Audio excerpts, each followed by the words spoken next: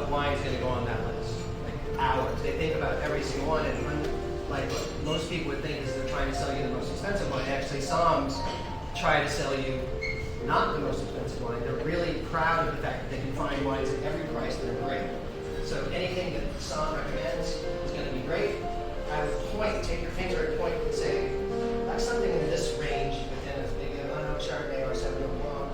He will go do his magic and come back with the wine probably well. So don't be afraid to ask, to speak to the somm. They're really friendly. They want to know what price. They're not going to try to upsell you on the most expensive wine on the list, especially if you point to the range that you want. They'll totally get it.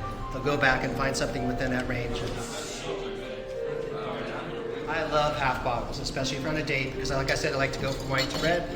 And some people, not you, because I know you guys can pound 2 bottles easily, but normal people might not be able to, or regular people, I should say. And so a half bottle is a great way to try new wines and discover something new. One of the things about wine that's fun is the discovery part. So if the somm comes back and says, well, I know you said you liked Sauvignon Blanc, but I have this Sancerre, or I have this Viognier, which you probably have never heard of, maybe you'll discover a new varietal that you like. Maybe you'll discover a new region that you like. And as we said at the beginning, one of the other things I love about, actually I didn't say it, but I'll say it now, one of the other things I love about wine is it literally transports you to a different world. I just discovered fairly recently Portuguese wine, and it's unbelievable. Vinho Verde is now one of my favorite white wines.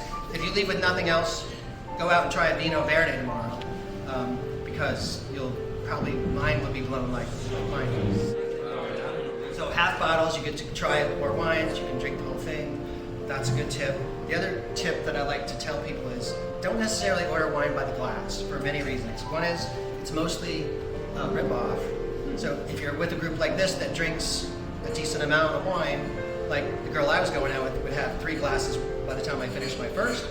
And so if you're going to order, if you're going to have 3 glasses of wine, you might as well order a bottle. It's cheaper. A restaurant tries to recoup the entire cost of a bottle of wine with 1 glass on the wine list. So, and you have more to choose from if you look at the wine list and actually buy bottles, actually do the math, and kind of figure that you're going to have more than 2 glasses for sure by a bottle. Now, you figured out what to order. A white wine is coming to the table. A very intimidating sommelier is going to come over. He's going to first present the bottle to you, and he's going to say, you ordered this dissonance. And he's going to show it to you like as if it was the greatest present you ever received in your entire life. Just to make sure that this is the vintage that you ordered and the wine you ordered. Because a lot of times they will screw up.